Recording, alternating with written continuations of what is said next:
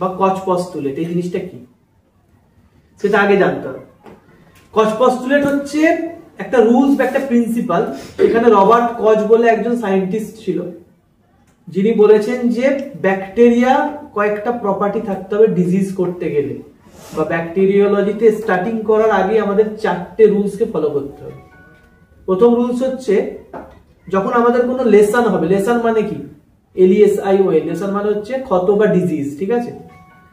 তো ফার্স্ট যেটা হচ্ছে সেটা হচ্ছে যে আমাদের বডির যে কোনো লেসন বা যে কোনো ডিজিজের সঙ্গে মাইক্রোবস অ্যাটাচ থাকবে। কোচ পস্তুলেটের প্রথম রুলস। তার মানে কি, ধর কারো পেট ব্যথা করছে, পেচ্ছাপে জ্বালা করছে, UTI, কারো ধর খুব বেশি পটি হচ্ছে, ডায়রিয়া, কারো ধর সোয়ালোয়িং এ প্রবলেম হচ্ছে, থ্রোটে কোনো ইনফেকশন হয়েছে, তাহলে এই যে ডিজিজগুলো, এই ডিজিজগুলোর সঙ্গে কি বলছে, কোনো না কোনো মাইক্রোবস জড়িত থাকতে পারে, সেটা যদি আমরা মাইক্রোবায়োলজির রেসপেক্টে দেখি, ঠিক আছে। সেকেন্ড কি বলছে, সেকেন্ড বলছে যদি আমরা স্যাম্পল কালেক্ট করে কালচার করি তাহলে আমরা ব্যাকটেরিয়াকে আইসোলেট করতে পারবো। তার মানে কি, মানে ধর UTI হয়েছে তো স্যাম্পল কি হবে, ইউরিন। তোর যদি সোয়ালোইং এ প্রবলেম হয় স্যাম্পল কি হবে, থ্রোট সোয়াব। যদি ডায়রিয়া হয় স্যাম্পল হচ্ছে স্টুল। যদি ব্লাড ইনফেকশন হয় স্যাম্পল হচ্ছে ব্লাড। তো রবার্ট কচ বলছে যদি আমরা স্যাম্পলটাকে নিয়ে কালচার করি তাহলে আমরা সেখান থেকে ব্যাকটেরিয়াকে আইসোলেট করতে পারবো। আইসোলেট করতে পারবো মানে কি, সলিড কালচার মিডিয়াতে দিলে ব্যাকটেরিয়া গ্রো হবে। থার্ড হচ্ছে যদি আমরা ওই আইসোলেটেড ব্যাকটেরিয়াকে সুইটেবল অ্যানিমেলে পুশ করি। অ্যানিমেল মানে কি, যেগুলো আমাদের ল্যাবরেটরি অ্যানিমেল হয়, কি ইউজ করি, গিনিপিগ হতে পারে, মাইস হতে পারে, ঠিক আছে, র্যাবিট হতে পারে।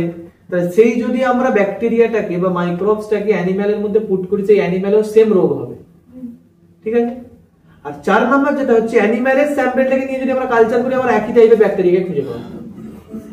এই 4টে হচ্ছে আমাদের ব্যাকটেরিওলজির একেবারে বেসিক, যে এই 4টে প্রপার্টি প্রত্যেকটা ব্যাকটেরিয়া থাকবেই। ব্যাকটেরিয়া যদি সেফ হয় তাহলে এই 4টে প্রপার্টি তার আছেই আছে।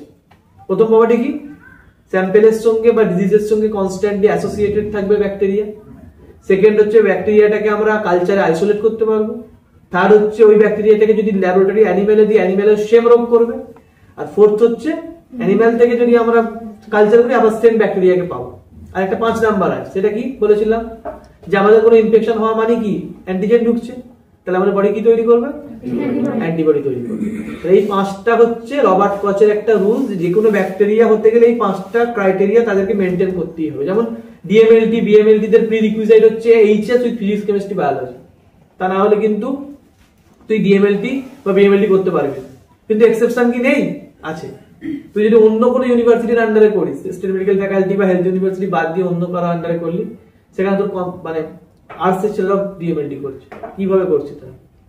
সেরকমই এই 5টা রুলস প্রত্যেকটা ব্যাকটেরিয়াই ফলো করে, এক্সেপশন 3টে ব্যাকটেরিয়া আছে। একটা হচ্ছে মাইক্রোব্যাকটেরিয়াম লেপ্রি আর ট্রিপোনেমা প্যালিডাম, যেটা সিফিলিস করে। এদেরকে কোনোদিন কালচারে আমরা গ্রো করাতে পারবো না, কারণ এরা হচ্ছে অব্লিগেট ইন্ট্রাসেলুলার, এরা সেল ছাড়া বাঁচবে না। এরা হচ্ছে ব্যাকটেরিয়া যারা রবার্ট কচের ওই 2 নাম্বার যে রুলস আছে, যে প্রত্যেক ব্যাকটেরিয়াকে আমরা আইসোলেট করতে পারবো, সেটা ফলো করে না, ঠিক আছে। আর একটা হচ্ছে নাইজেরিয়া, নাম শুনেছিস, নাইজেরিয়া, গনোরিয়া, মেনিনজাইটিস। এদের ক্ষেত্রে অ্যানিমাল ইনোকুলেশন করা যায় না। নাইজেরিয়া গনোরি বা নাইজেরিয়া মেনিনজাইটিসের ক্ষেত্রে কোনো অ্যানিমাল মডেল নেই। কালচার করা যেতে পারে, থিয়ার মার্টিন মিডিয়া ইউজ করতে পারে, কিন্তু অ্যানিমাল মডেল নেই। তাহলে এইটা হচ্ছে টোটাল কোচ পস্তুলেট, যেটা তোদেরকে মনে রাখতেই হবে 100% এনি হাউ। মাইক্রোবায়োলজি পড়েছিস আর যদি কোচ পস্তুলেট বলতে না পারি তাহলে মাইক্রোবায়োলজি পড়িসই নি, মাইক্রোবায়োলজির এমটাও জানিস না তাহলে, ঠিক আছে। এটা হচ্ছে ওয়ান অ্যান্ড অনলি এবং ফার্স্ট জিনিস যেটা আমাদের জানতেই হবে, যে কোচ পস্তুলেটটা কি জিনিস। ক্লিয়ার হলো?